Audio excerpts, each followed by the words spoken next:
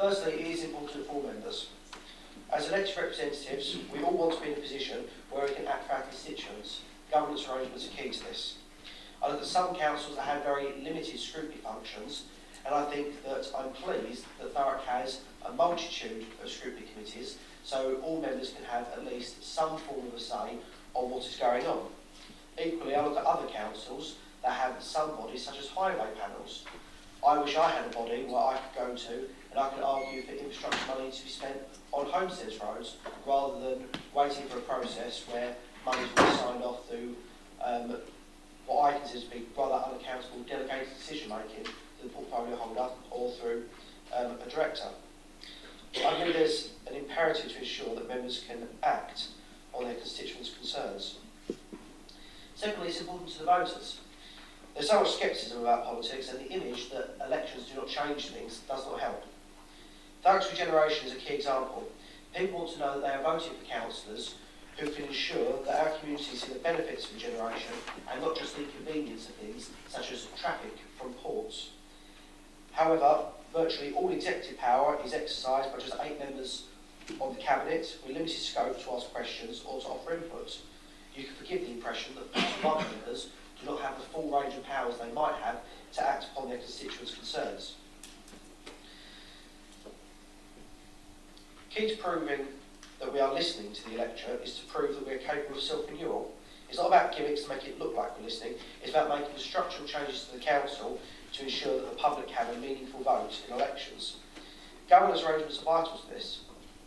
Look at the international significance that the Mayor of London has as a directly elected representative of the city, far greater than the Greater London Authority, which was washed away with very little public protest.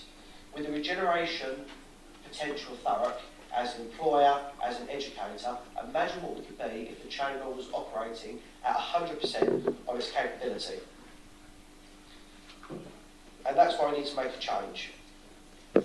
Because the direction of our borough is led by the elected members, all of us. This is not an attack on this Labour administration.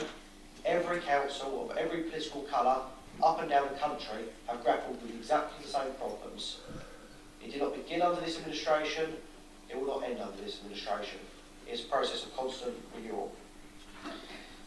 But let me outline a few of the issues that I feel we have. Thurrock currently has 6 scrutiny committees, many of which have lapsed into a worrying trend of simply noting reports rather than passing judgments. I cannot vote for or against. What's the point? The term delegated decision making is used more and more, which takes power, in my view, away from debate in committees and puts it behind closed doors in a very, very murky process. This administration lost its majority in May, as past Conservative administrations have done, yet policies continue unabated. Is that right? Mr. Mayor, there is good work being done across the country in various reviews that we can look at. It's not just about choosing to keep a committee system or scrapping it in favour of going back to the committee system or upending it all in favour of a directly elected mayor. Hybrid systems are being pioneered across the country. There are merits to the cabinet system and there are ways to improve the cabinet system and even retain it. It's not about revolution, it's about constant renewal. The introduction of cabinet member reports under this Labour administration has been a very positive step forward to challenge the executive. 2 motions of mine, accepted by members of all parties, to audio record all council meetings, and to have cabinet members publish budget details in their reports, have also been positive steps forward in the name of accountability. I believe members can now take this good work further. We also, in this chamber, should be mindful of the fact that we have UKIP and independent members, making it very clear that the electorate of Thurrock will not simply settle for status quo politics. Thurrock's democracy deserves the very best. Mr. Mayor, I'm eager to hear other members' opinions, so I'm happy to move to debate. Thank you, Councillor Hunt. This motion, please. I'd like to have the words deleted where it mentions cabinet, mayoral or hybrid, and the letters S's from the following word forms. The amendment then reads, this chamber instructs the Constitutional Working Group to carry out a governance review in order to judge the need for the committee form of governments from May 2015 onwards. It would be easy to fall into the if it isn't broken, don't fix it camp. I hope all of us support the concepts of continuous improvement. The demands of the democratic process are ever changing, and our processes and structures need to respond to the evolving demands of society and our communities, as Councillor Howden said earlier. Mr Mayor, we've seen recently how the Scottish referendum has rekindled interest in politics in Scotland, with the effect of also bringing into focus the demands of English voters for a different democratic approach in Parliament on English issues. Clearly, these are issues of national and international consequence, but we shouldn't underestimate the fact that we are living through a time of significant change here in Thurrock, with significant societal and community pressures, as well as opportunities, of course. These changes manifest themselves in different ways, not least the fact that in this chamber today we have 4 political groups, with their members democratically elected by residents who are looking for them for community leadership and to play a full and democratic part in local decision making. Mr Mayor, we need to respond to change and we need to move forwards. As Councillor Holloway said earlier, change is good. It is time to review our democratic decision making and governance structures, and I would call for this review to be based on the 3 foundation stones of improving local democracy, improving efficiency and improving decision making. I support this motion and will call upon all members to support it too. Thank you. I have found that the portfolio system has worked as in the last 3 years for me, and I think for my shadow portfolio holders, Councillor Hebb and Councillor Howden, who I've worked very closely with actually in a very democratic way for the betterment of the people of Thurrock. And indeed I'm going to embark on working with Councillor Howden again to do an adult social work charter, as we did with the corporate parents. So I do think that we can all work together through this system. However, I would like to look at other systems because I've never worked with them, and I think that to get the best for the people of Thurrock, we should look at every system. But I don't think we should just read up about it. I think we should thoroughly look at it and go to those sites that Councillor Howden said that are piloting things or have other systems in place to make sure that we get it right. Because it is a very, it's a gamble really if we don't get it right. Totally support this motion.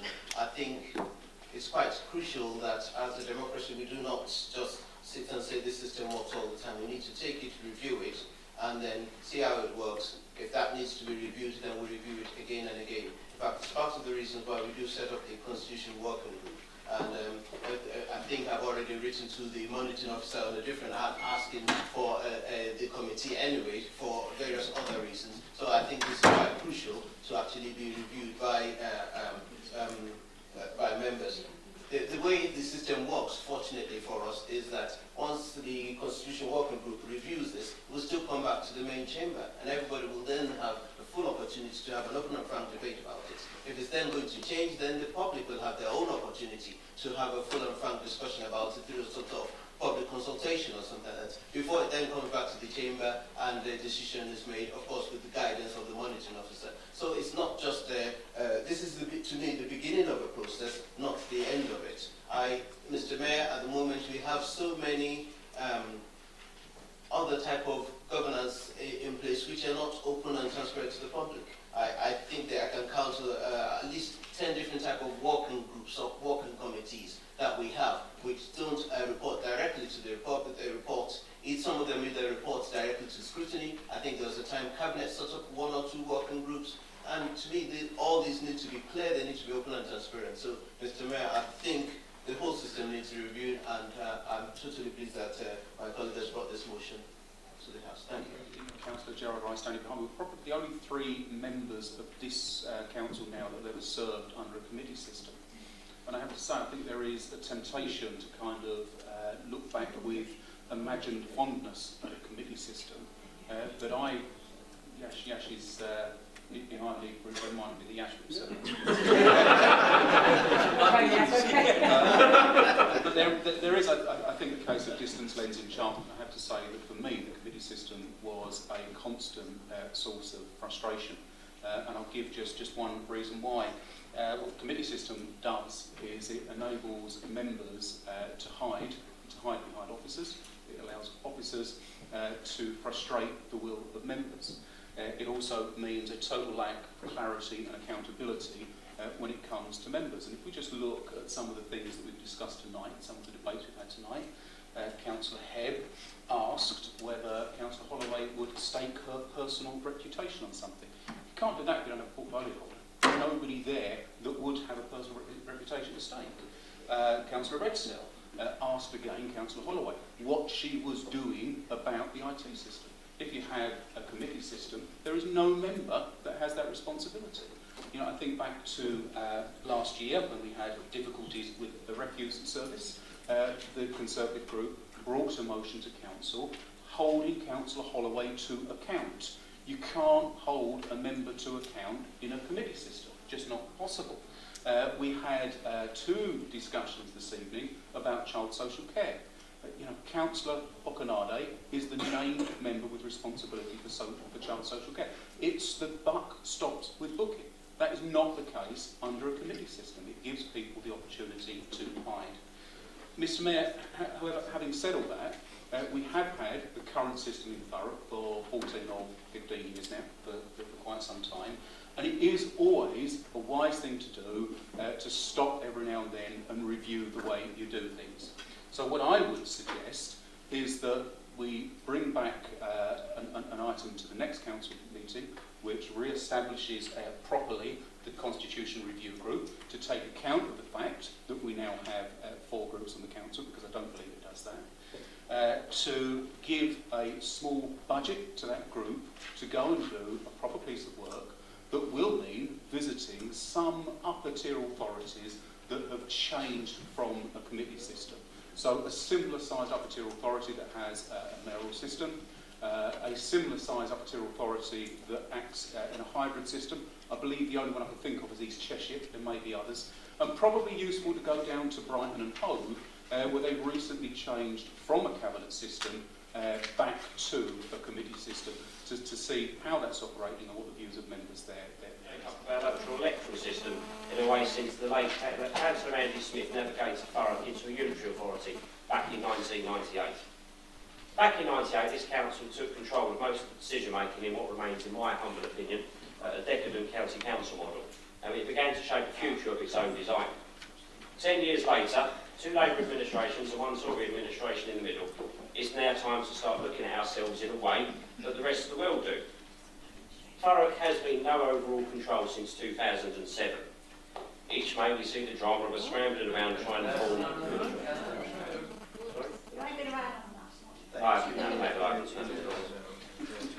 We can picture perhaps what professional businesses see from an authority which has such political instability. Constant electoral uncertainty may have changes in local priorities, tax rates and planning preferences. So what I want to do is start looking to change that situation into an opportunity. Let's make Thurrock the most stable, the most sustainable and the most appealing borough in South East Essex for investment from the outside. Undeniably, Thurrock can have a very bright future ahead of it, but for it to truly prosper, for a truly vibrant and sustainable borough, we the politicians have to change the way we work too, and these are the reasons why. The first point is that we need one party, I won't flirt with the idea of a coalition, to have a fixed term to do their job that their electoral mandate gives them. Not a year, it's not enough. 2 years in a fallow year, again, not enough. It needs 4 to drive the changes that it put to the electorate through its manifesto. Just this year we saw another party literally thrashed its opposition. Yet the administration of today lingers, with the majority eroding gradually over time. It happened to the Tories, it's happening to Labour now. Whoever wins the election, in my opinion, I think it's a simple concept, whoever wins the election should be the administration. We can't do that with a 3-year rotating model. We can only do that with a 4-year pattern. On one day, once every 4 years, the people of Thurrock decide. Not this little clique of 49, the people out there that paid the taxes. All this work would take more than a year to implement and sustain. And by that what I mean is that, officers have to implement our policies, the administration of the day, for example. It takes far more than a year to investigate, implement and embed the policies that we will put into place. It takes far longer than that, and so we need to ask ourselves what we need to do different. It isn't fair that we leave people in a situation where they wonder in 360 days whether that policy would exist if an opposition party formed as administration. I have no desire to leave it that way. The second point is, and the Section 151 officer has been really helpful again, that the 4-year model would save an indicative figure of nearly 400k over 4 years. Next week we discuss Thurrock Council's role in the voluntary sector, and we'll be discussing what groups add value, what groups add less value, and what ones should secure and have no grant next year, and some who should have some grants. These services are used for many diverse needs, and I'd be bold enough to suggest that 400k would be much better spent on them rather than the 49 of us in here. And all the while we sit on our decadent electoral system for our electoral comfort. It can't persist no more. My third and final point is this. Assuming most of my colleagues around the chamber live and sleep in their communities, there is a saying that you'll hear quite often. Nothing ever changes, whoever you vote for. I'm just doing a protest vote. I voted for that party because my old man always used to. This is dreadful. Is this what political engagement has really come down to? And we all know the answer to that. The sorry answer is yes. People feel shortchanged by politicians, and until we show that what we mean is what we say, and we make the changes that take us out of our comfort zone, the engagement will simply never come back. Turnouts of 29 to 35% in years outside of a general election year do nothing but back up the statements of voter apathy. It tells me that elections are regarded in the main as meaningless and not meaningful. One day, every 4 years, Thurrock could decide. In my first year, in '89, we saw the Tories having a weeping majority and then just going to sleep for the next 3 years. You know, that is what happens. In '93, we had a breath of fresh air where we indeed had a coalition, and the coalition of that day was Labour and the Liberals. What that led to was people challenging each other, which I found productive. Now, when you have yearly elections, whether people like it or not, everyone has to go. If you have a third of the council going up, a third of the council, what happens then is the electorate have the choice. And they have the choice to either put the Labour Party in, Independents in, UKIP in, ratepayers in, or the Conservatives in. But the electorate have that choice. What I've seen at 4-year terms is very much so that you get this, you get a majority party in, and then they take, and I've seen it at County Hall under the Tories, and it amazes me. What was their first action when they got in last time was put the allowances up by 20%. And I found that astounding. Now that has never happened here because we have a proper review panel that is done. And it's done by all parties. Where at County Hall at Chelmsford under the Tories, that's what they've done. They've just put it up. Disregard the public, no consultation. Now here it is different. We do have proper consultation. And I think it would be a very retrograde step to actually go to 4-year elections, because I think what it would do, it would send an awful lot of people around here to sleep. Since forming the administration in 2010, we kept the council tax lowest in Essex. We brought new investment into the borough, you know, DP World and Lakeside, and the sort of start of the Perfect project. We've become a living wage employer. We've helped our schools improve results, and all the while dealing with very large financial cuts, unprecedented financial cuts while minimising impacts on residents. I don't think that the system we currently have is a bar to achieve. The director of this administration proves that. I think as well, this is the question that I've thought about before in a sort of more philosophical kind of way. And I think it's fair to say that we've said in a number of items tonight that politics is changing. There are 4 members sitting in this committee tonight that represent a party that didn't elect when either you or I were born. Times have changed. We've also got, you know, a coalition government in power for the first time in 70 years. It's not about anymore us sitting over here and and you sitting over there, and then every 4 years or so we all change around and we do something a bit different. People don't want that anymore. People want to see that their councils represent them, listen to them and work with them. And they want to see us working together more. As a Labour member, I have drastic differences of opinion with many, many people in this room. But we work together because we all have an overall interest in the betterment of our communities. And I think that's the kind of politics that we need that will see stability in Thurrock's politics. Not just arbitrarily deciding to shut people's voices out of debate 3 years out of 4. Thank you. Councillor John Kent, please. And I have to say, I genuinely don't believe that he's made a strong case for changing the current system. Did talk about, talks in the motion about the borough being thirsty for regeneration, and he said that he wanted to see Thurrock as the most prosperous area in South Essex, something that we would all agree. But I do have to ask the question, what is it that Councillor Hebb doesn't think is being delivered? If you look at Thames Enterprise Park, what used to be Petroplus Oil Refinery, which will be the largest biotech green energy production park anywhere in the United Kingdom, that's moving forward. If you look at London Gateway Port, where the largest ship that's ever come in there, 400 metres long, came in this week, that's happening. If you look at the Port of Tilbury expanding, taking another 90 acres, creating 1,000 jobs, that's happening. If you look here in Grays, the campus across the road that had been wanted for years is there, it's up there. If you look at Lakeside, their plans for expansion, the plans to put homes to turn that into a town centre are moving apace. You look at Purpley, the Royal Opera House with a High House production park site, with the Purpley project, 2,000 new homes there, new jobs there. These things are happening. They're not being stymied because we ask people to vote 3 years out of 4. And to say that it is just ludicrous. That is something in the region of £5.5 billion of private sector investment in Thurrock that's happening. I have to say, I fundamentally believe that it's right that we as regularly as possible ask people, ask the electorate to give us their view of how their local authority is performing. And you do that by, in most areas of Thurrock, asking people to vote 3 years out of 4, and in the other areas, asking them to vote and have their say 2 years out of 4. And I think that's something that we should be very, very careful before we discard. Councillor Hebb, rightly says that he wants to see stability, that you vote for that 4 years and the majority party gets it. What if there isn't a majority party?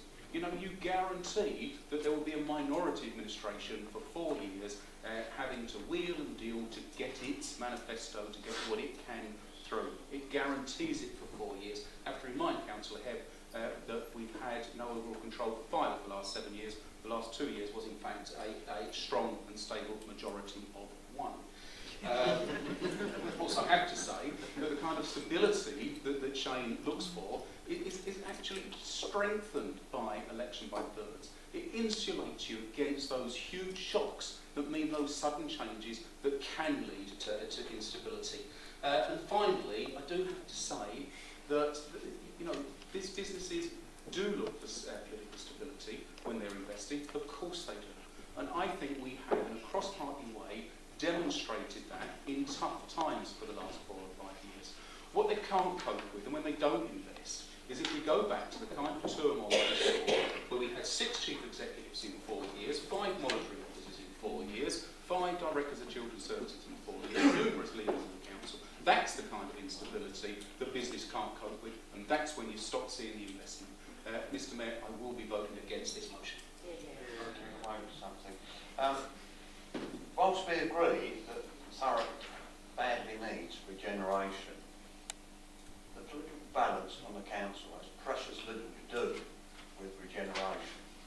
There are many other factors that attract people and companies to locate here, and no amount of tinkering with the frequency of how we elect our councillors is going to alter that.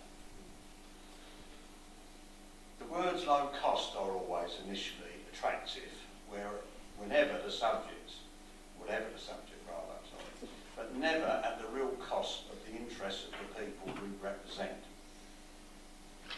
and their chance to elect the people, the hope will help them that Thurrock Council should be the first and foremost about people. Letting them have their say, it is paramount. Any attempt to curtail that right is reckless. There is no evidence whatsoever